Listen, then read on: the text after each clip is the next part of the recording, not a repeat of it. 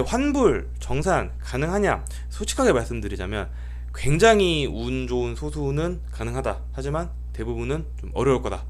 왜냐하면요, 티몬이든 위메프든 돈이 없어요. 자, 여러분, 이게 만약에 사실이라면요, 심각한 도덕적 해이죠.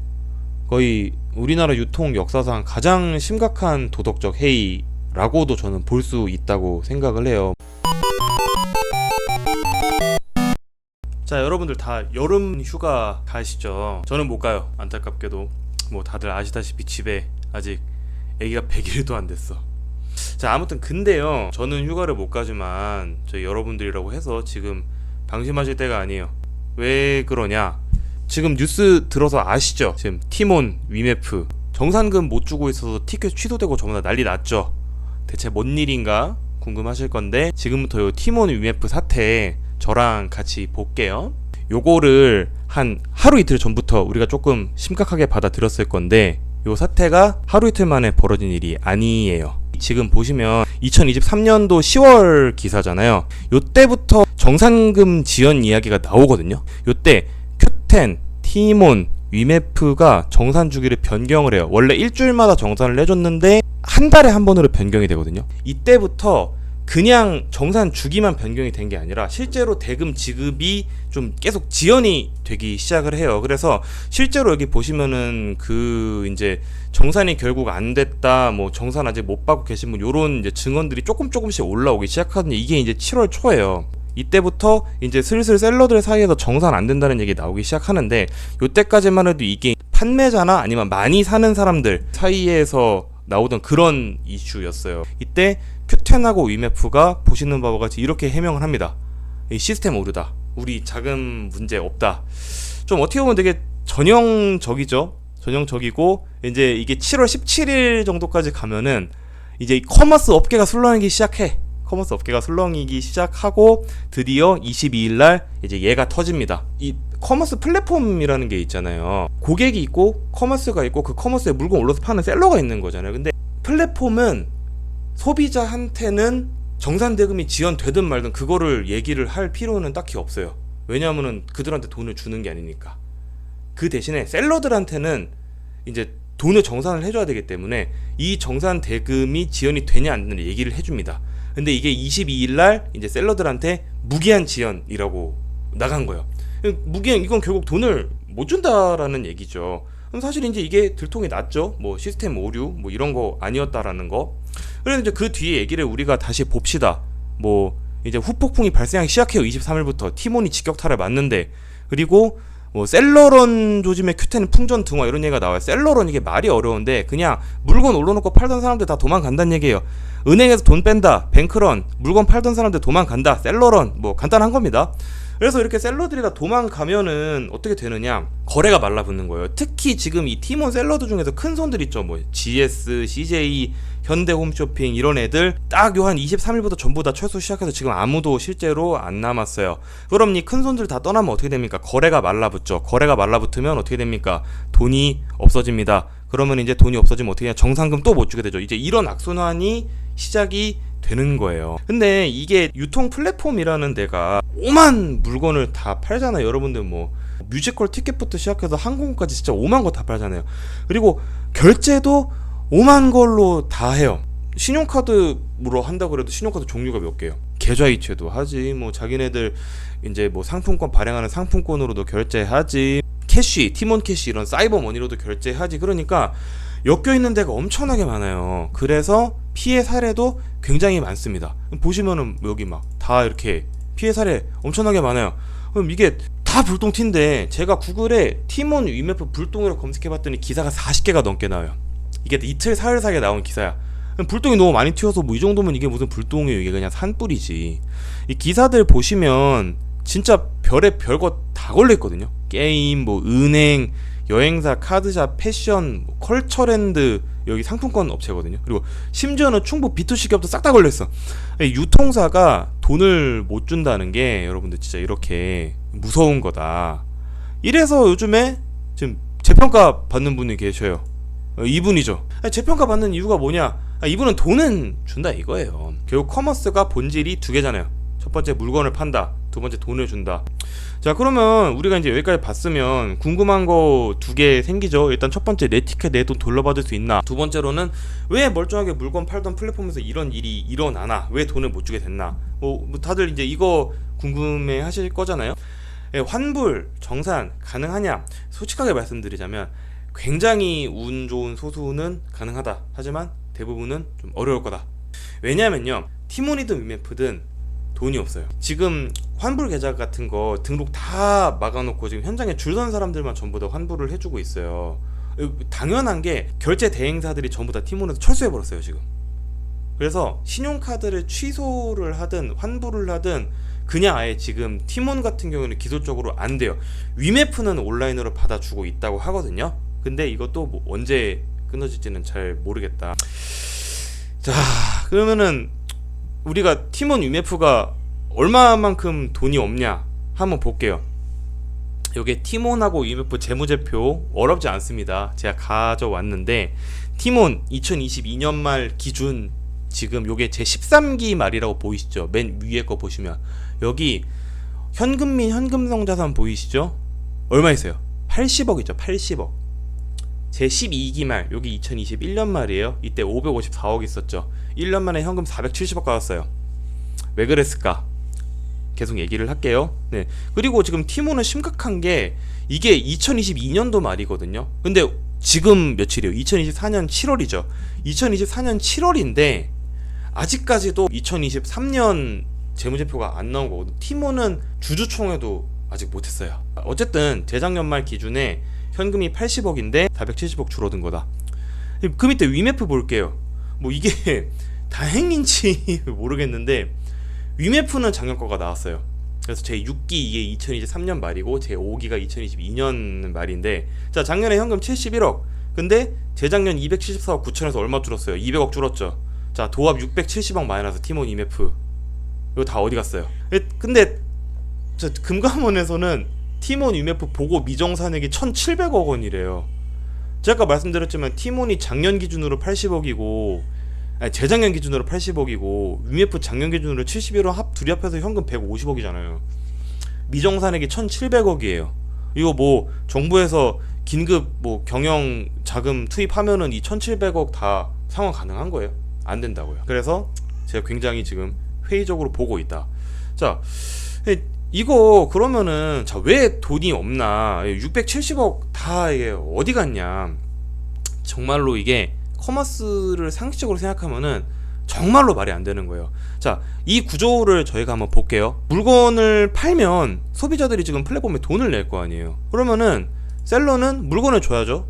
그리고 플랫폼 판매자가 이제 그 플랫폼 판매자한테 정산을 해주면 그 사이에 이익이 남아요. 왜 이익이 남냐면 지금 여기 수수료 제외라고 제가 써놨잖아요.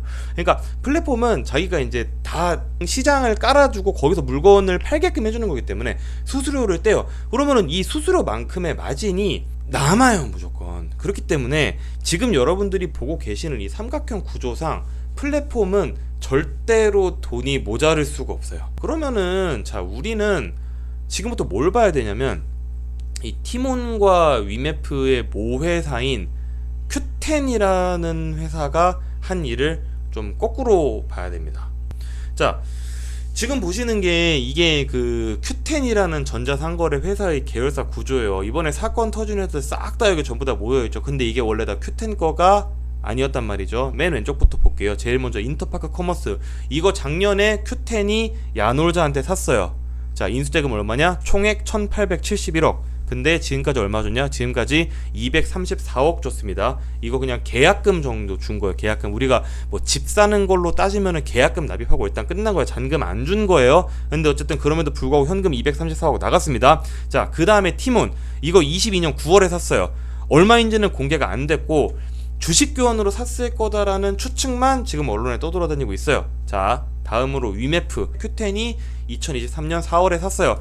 인수 가격은 총액 6천억 원이라는 말은 있는데 확실하지는 않아요. 그 다음에 다음으로 위시.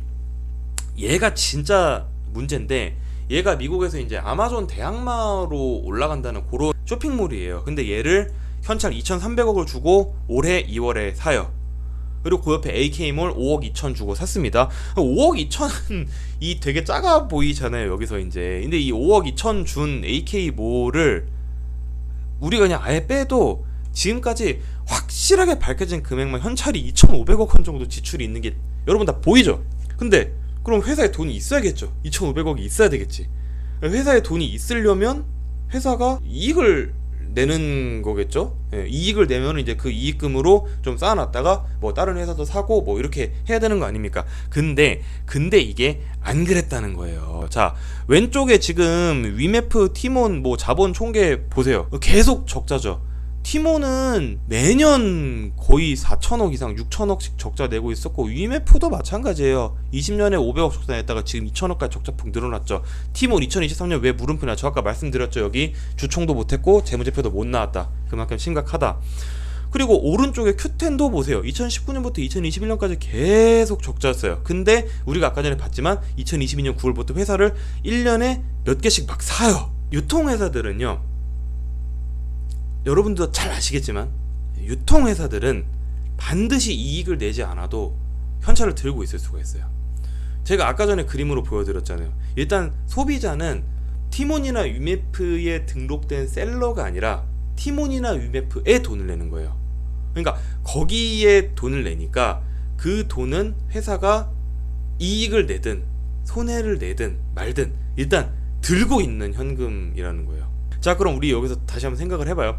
일단 내 손에 현금이 있어요.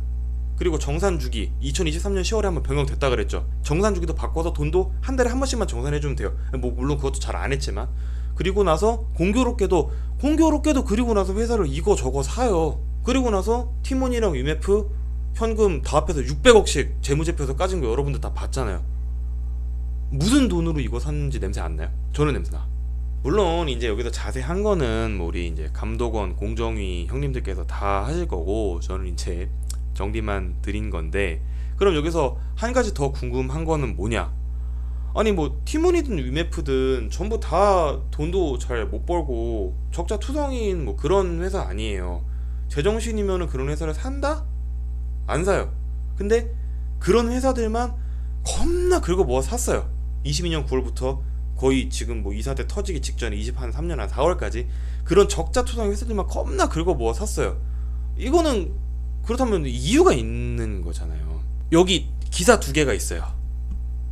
첫 번째가 뭐예요? Q익스프레스 가을 미증시 입성 검토. Q익스프레스가 무슨 회사냐면 Q10의 물류 계열사예요. 그러니까 Q10이라는 전자상거래 업체에서 뭐 거래가 일어나면 이제 상품이 왔다 갔다 할 거 아니에요. 그러면 그 상품을 Q익스프레스가 다 이제 이거는 그 실어가지고 왔다 갔다를 다 시키는 거예요. 예. 근데 이제 이 Q익스프레스가 가을에 나스닥에 상장을 하겠다라는 얘기를 해요. 얘기를 하고, 그리고 자 아래 7월 18일 기사를 한번 봅시다. 인제 막 티몬 사태가 막 커질락 말락할 때 나온 기사인데, 갑자기 티몬, 위메프, 큐텐테크 합병한대. 적자인데 다 합친대 얘네를. 적자 회사랑 합하면 흑자에서 됩니까? 아니죠. 더 큰 적자를 가진 회사가 되죠. 안 돼요. 근데 얘네를 왜 합칠까요? 자, 우리가 여기서 이제 재밌는 생각을 하나 할 수가 있는 게, 이 Q익스프레스가 큐텐글은 물류 전담회사라고 말씀드렸잖아요. 그러면 물류 전담회사가 하나 있고, 그러고 나서 Q10이 인수한 커머스 회사를 전부 다 합쳐요. 그러면은 그 전부 다 합친 회사에서 발생하는 거래 되게 거대하겠죠? 그럼 그 거대한 거래 물량 다 누가 배송합니까? Q익스프레스가 배송하겠죠. 그렇게 되면 밑에 티몬, 위메프 뭐 요런 유통사들은 다 적자가 나더라도 물류사는 흑자를 만들 수가 있어요. 그럼 그 물류사를 나스닥에 보내서 가치평가를 잘 받으면 주식이 비싸게 팔리겠죠. 주식이 비싸게 팔리면은 회사는 액면가와 시가의 차이만큼 이득을 거둘 수가 있습니다. 그러면은 그게 Q익스프레스에 생긴 돈이 되는 거예요. 근데 이게 제대로 돌아갈랬으면은 결국 이 Q익스프레스가 나스닥에 상장을 했었어야 되잖아요. 그러면은 맨 마지막 단계인 요 밑에 티몬, 위메프, 큐텐테크 뭐 다 합치려고 했어요. 큐텐테크는 또 심지어 뭘 들고 있냐면 티몬이랑 위메프의 재무팀 기능을 큐텐테크가 다 들고 있어요. 그래서 지금 뭐 잠깐 이제 환불 얘기 다시 하자면, 티몬이랑 위메프는 자기들이 환불을 해주고 싶어도 큐텐테크에서 요거 승인 지금 해줘야 되거든요. 그래서 지금 큐텐 대표 잠적했다고 말 많잖아요. 큐텐테크 대표도 어디 갔는지 우리는 조금 봐야 될 필요가 있는 겁니다. 자, 아무튼 이렇게 자회사들까지 다 합병까지 아무 사고도 안 터지고 쭉 가줘야 되는 건데, 합병한 자회사들 적자폭은 생각보다 빨리 커지고 현금은 생각보다 빨리 말라붙은 거죠. 계속 적자가 나니까. 그러다가 빵 터진 거다. 이때 돈이 모자라서 티몬, 큐텐 등이 한 일이 하나가 있어요. 이 한 일이 지금 이 사태를 더 빨리 찾아오게 사실 맞는 거거든요. 요게 뭐냐? 상품권이에요. 상품권. 자, 이 모든 일이 발생하기 직전 7월 11일입니다. 7월 11일에 티몬이 티몬 캐시라는 거를 10% 할인해 가지고 판매를 해요. 티몬 캐시는 말 그대로 티몬에서 쓰는 선불 충전금이거든요. 그러니까 사이버머니이고 상품권 성격이 있는 건데, 이거를 할인해서 팔았다는 거죠. 근데 문제는 이 티몬 캐시가 환전이 돼요. 뭘로 되냐? 네이버에서 운영하는 페이코 포인트로 환전이 돼요. 근데 이 페이코 포인트가 가맹점이 되게 많고 세금 공과금 납부도 이걸로 돼서 페이코 포인트가 티몬 캐시보다 훨씬 더 쓰기가 좋거든요. 근데 그러면은 사람들이 티몬 캐시를 페이코 포인트로 환전할 수 있으면 당연히 환전하지 않겠어요? 근데 이거를 티몬이 전환 한도를 올립니다. 200만원으로. 그래서 사람들이 이걸 어떻게 했냐? 자, 티몬 캐시를 사요. 그래서 200만원어치를 페이코 포인트로 전환을 해요. 그리고 남은 건 환불을 합니다. 이러면 1인당 최대 12만원 정도로 수익이 날 수 있었다고 해요. 그래서 이게 이렇게 해도 되는 거냐라는 문제 제기가 이 당시에도 있었는데 그냥 이렇게 했거든요. 그러면은 티몬은 어떻게 돼요? 자, 밑에 보시면 이제 판매 대금이 소비자에서 티몬으로 가잖아요. 아무튼 소비자가 할인가든 뭐든 사면 현금이 들어올 거 아니에요. 근데 이거는 말 그대로 손님이 PC방 선불 충전하듯 한 거기 때문에 일정 부분을 반드시 남겨놔야 되는 규정이 있어요. 이거는 규정상 이 판매 대금이 들어오면 50% 이상을 지급보증보험 형태로 남겨놓도록 되어 있습니다. 나머지 50% 몰라요. 나머지 50% 어디 갔을까? 그 돈은 다 어디다 썼을까요? 우리가 앞에 다 충분히 얘기를 한 내용들이라는 거예요. 이게 나중에 뭐 경제를 볼 때도 하나의 시그널인데, 커머스 플랫폼, 그러니까 유통회사들이 상품권을 갑자기 이상하게 많이 발행을 하기 시작한다라고 하면 그거는 그 회사의 현금에 문제가 생겼다는 얘기도 될 수 있는 거거든요. 그 상품권이라는 게 근데 우리가 얼른 생각을 하기에는 사는 쪽에서는 뭐 할인을 사면 개꿀일 수 있죠. 소비자 입장에서는 그렇죠. 뭐 우리가 이렇게 생각할 수 있고, 파는 쪽에서는 또 이게 일단 상품권 판매 대금의 50%만큼의 현금을 확보할 수 있는 그런 수단인 거잖아요. 그러면은 상품권 발행도 되고 그 상품권을 사용할 수 있는 플랫폼도 갖춘 그런 업체다 라고 한다면 소비자뿐만 아니라 업체 입장에서도 개꿀 아니에요? 근데 이게 이제 나중에 가면은 있잖아요, 개꿀이 아니라 개똥이 돼요. 왜 개똥이 되느냐? 지금부터 요것도 한번 봐볼게요.